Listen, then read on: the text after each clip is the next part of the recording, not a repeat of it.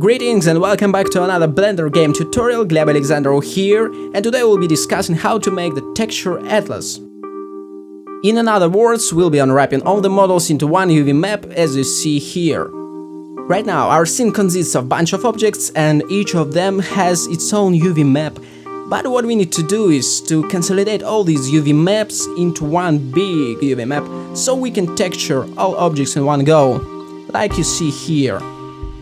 It's very important to have the ability to manipulate all the textures in one place and to see the result. And in previous tutorials we've mentioned that one texture means one draw call in Unity, and that means good performance.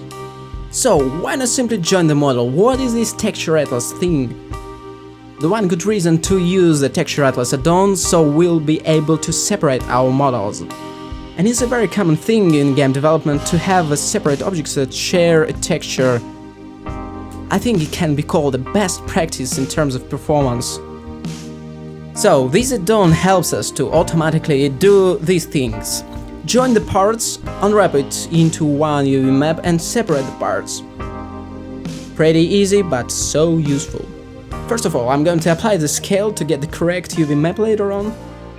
Then I'm gonna activate Texture Atlas add-on, pick objects, hit plus to add them to a group which will share UVs, select resolution, and hit Start Manual Unwrap.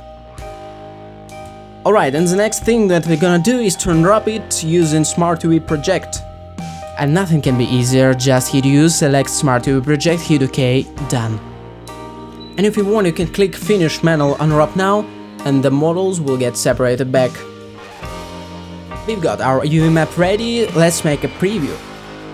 In the image editor, create the color grid texture, then pick it out in the material editor and press Alt-Z in the viewport. But personally, I love to preview stuff using a custom-made checkers.